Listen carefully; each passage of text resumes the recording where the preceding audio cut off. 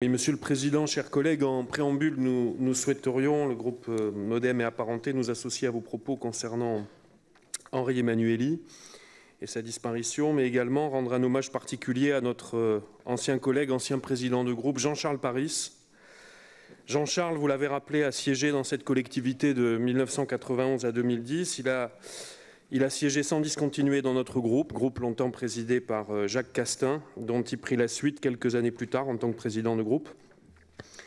Il aimait profondément ce mandat car il était profondément aquitain, béarnais de naissance et bordelais d'adoption. Il avait été le benjamin du conseil municipal de Bordeaux en 1983 auprès de Jacques Chaban-Delmas.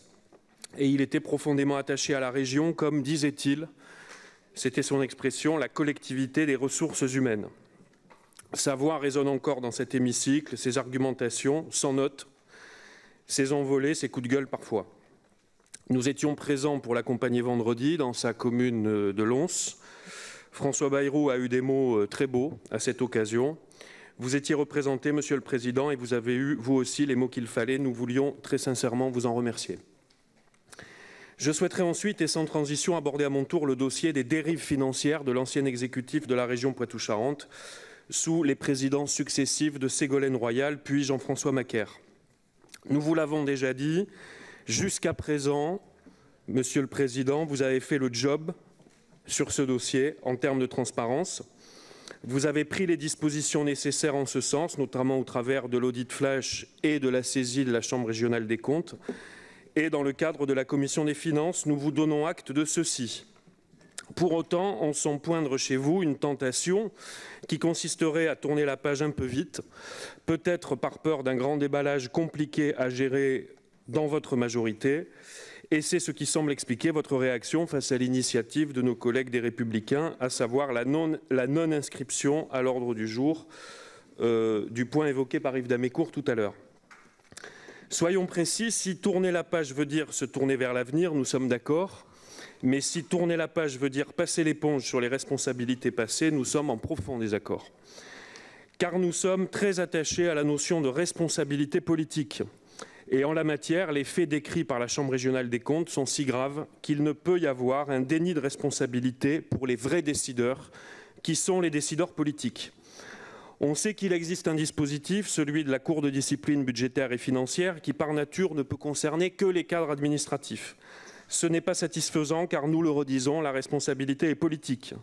Il serait choquant et profondément inéquitable que l'ancien exécutif de Poitou-Charentes ne réponde en rien de ces décisions et nous appelons donc, à la suite des initiatives de nos collègues républicains et UDI, à prendre les initiatives que la loi vous permet, Monsieur le Président, pour que notre collectivité demande des comptes. D'autant plus que Madame Royal, sur un sujet que nous avons abordé lors de la dernière séance plénière, a désormais déposé officiellement sa candidature à la direction du programme des Nations Unies pour le développement, poste dont accessoirement il conviendrait d'analyser les incidences en termes d'immunité diplomatique. Je l'ai déjà dit et je le répète, cette candidature est pour nous d'une totale indécence. De même que nous souhaitons poser ici solennellement, Monsieur le Président, la question de la présidence de l'établissement public foncier régional, actuellement détenu par Monsieur Macaire. Nous avons voté en commission permanente l'élargissement de cet établissement à l'ensemble de la grande région avec l'entrée de la métropole et des agglomérations. La question de sa gouvernance est clairement posée et nous attendons vos initiatives toujours dans cet esprit de responsabilité.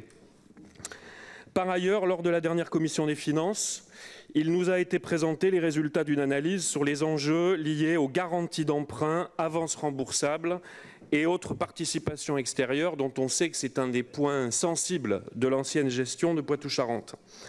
Nous saluons cette démarche qui se révèle complémentaire aux indications apportées par la Chambre régionale des comptes en confirmant notamment les 38 millions d'engagements très risqués de l'ex-majorité picto-charentaise. Tout ceci contribue à mettre la lumière sur les nombreuses zones d'ombre financières dont notre nouvelle région a hérité. Et sachez que nous ne lâcherons rien en matière de transparence sur les décisions qui ont été prises. C'est la raison pour laquelle nous souscrivons aux remarques faites en commission par notre collègue Jean Dionis, qui a demandé un examen beaucoup plus détaillé, au cas par cas, à la manière de la démarche menée concernant les emprunts toxiques.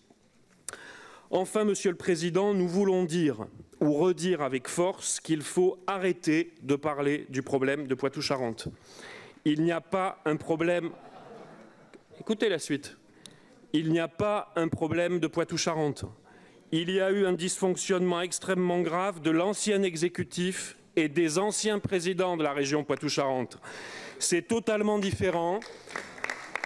C'est totalement différent et c'est pourquoi, sur un certain nombre de sujets, il faut arrêter de jeter le bébé avec l'eau du bain et de confondre une institution défaillante avec un territoire, ses forces vives et ses habitants. Ceci a une implication très précise dans cette séance plénière où nous allons aborder de nombreux règlements d'intervention nouveaux, c'est-à-dire nos politiques sectorielles à l'échelle de la grande région.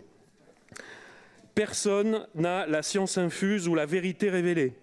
Il y avait certes un modèle macroéconomique totalement intenable en Poitou-Charentes, surfait de pratiques en marge de la légalité, mais il y avait aussi certaines orientations, sujet par sujet, que nous aurions bien tort de balayer d'un revers de main, et c'est bien évidemment la même chose pour le Limousin. Nous avions alerté dès le début du mandat sur ce risque de fusion-absorption, et un certain nombre de dossiers de cette plénière nous laissent perplexes et nous font craindre cet écueil. Je pense en particulier à la politique territoriale où nous craignons très clairement un alignement de notre politique sur le niveau bas de l'ancienne région Aquitaine. Car selon nous, l'harmonisation doit s'appuyer sur deux piliers, le benchmarking, passez-moi le terme pas tout à fait en bon français, qui doit nous permettre d'identifier les meilleures pratiques des trois anciennes régions, et surtout l'innovation qui doit nous permettre de faire émerger de nouvelles politiques, des politiques à inventer, et c'est dans cet esprit que nous abordons cette séance plénière. Je vous remercie, Monsieur le Président.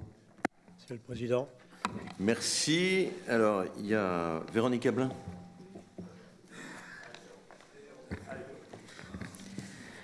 Monsieur le Président, c'est avec attention que nous avons lu votre interview dans la NR parue samedi. Je ne peux que vous remercier.